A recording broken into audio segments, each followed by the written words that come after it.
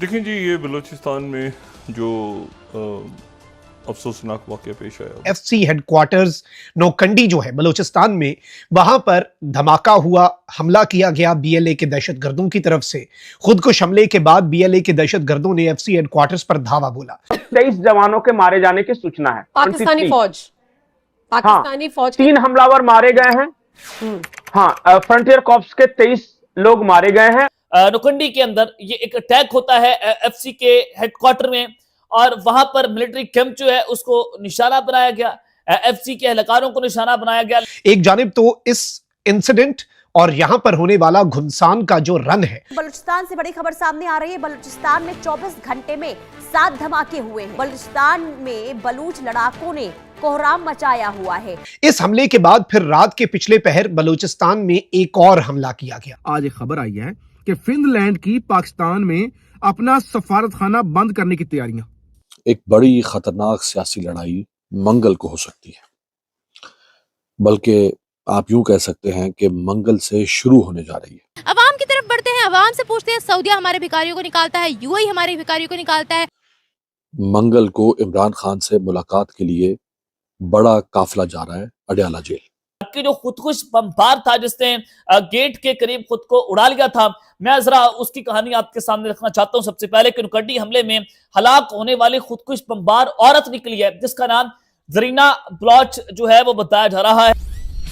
Hello friends, जय Hind. Hindustan special में आपका स्वागत है दोस्तों।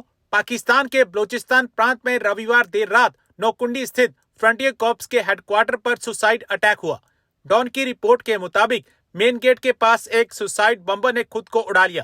पाकिस्तान मीडिया चर्चा कर रहा है कि पाकिस्तान में 24 घंटे में 7 धमाके हुए और इन धमाकों में 23 से ज्यादा पाकिस्तानी जवान मारे गए। आर्मी हेडक्वार्टर पर हुआ हमला इतना जोरदार था कि हर तरफ मलबा ही नजर आया। इसके बाद 6 हथियारबंद लड़ाके अंदर घुस गए और उन्होंने ताबड़तोड़ फायरिंग करना शुरू कर दी।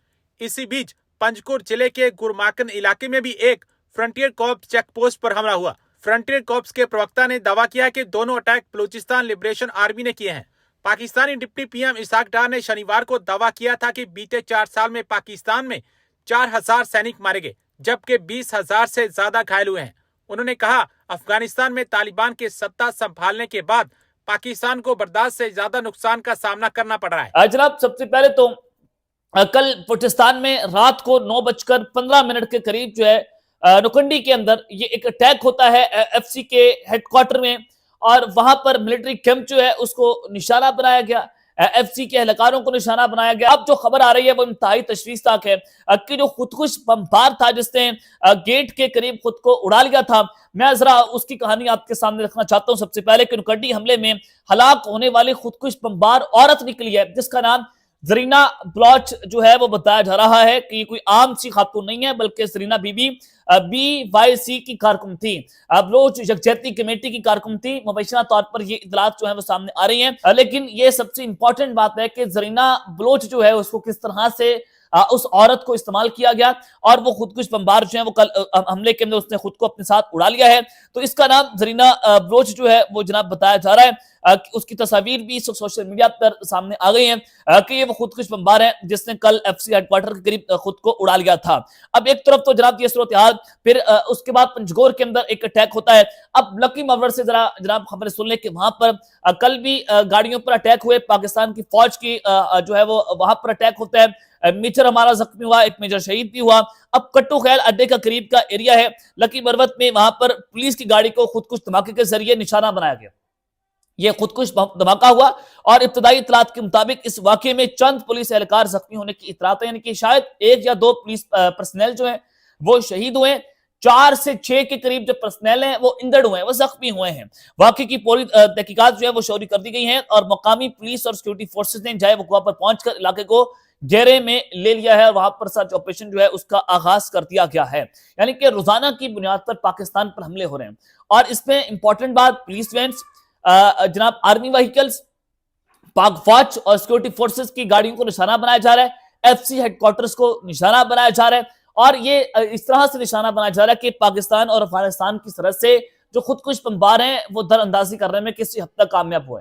12 से 14 के करीब ये खुदकुश बमबार पाकिस्तान में दाखिल हो चुके हैं, जिसके बाद केपीके और पंजाब की जो सिक्योरिटी है उसको मुकम्मल तौर पर हाई अलर्ट पर कर दिया गया है कि ये किसी बड़ा तूफान पैदा कर सकते हैं, बहुत बड़ी तबाही पाकिस्तान में ला सकते हैं। तो उसके लिए हमारी सिक्योरिटी फोर्सेस, इंटेलिजेंस एजेंसीज मुकम्मल तौर पर हाई अलर्ट पर है। एक बड़ी खतरनाक सियासी लड़ाई मंगल को हो सकती है, बल्कि आप यूं कह सकते हैं कि मंगल से शुरू होने जा रही है।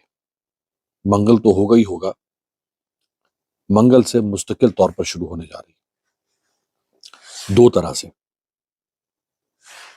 पहला, मंगल को इमरान खान से मुलाकात के लिए बड़ा काफिला जा रहा है अडयाला जेल, जिसका ऐलान आज सुहेल आफरीदी ने किया। वो ऐलान आपको सुनवाता हूं। लड़ाई की दो बड़ी बुनियादें आपको बता रहा हूं। पहली बुनियाद बनेगी, मंगल को एक बड़ा काफिला जा रहा है तहरीक इंसाफ का अडयाला जेल। रियासत ने पहले ही अडयाला जेल के बाहर 700 पुलिस एहलकार, उन्हें डंडे, आंसू गैस के शेल, प्रिजन वैन्स, 12 थानों की पुलिस, पूरा बंदोबस्त कर लिया। और इधर मंगल को तहरीक इंसाफ ऐलान कर चुकी है कि हम जा रहे हैं अडयाला जेल। अडयाला वाले पहले ही वहां पे सब कुछ कस के टाइट करके बैठे होंगे, पहली बुनियाद। और फिर सिर्फ मंगल तो नहीं है ना, मंगल के बाद फिर जुमेरात भी आएगा। मंगल को बहनों की मुलाकात है, जुमेरात को सुहेल आफरीदी की मुलाकात है।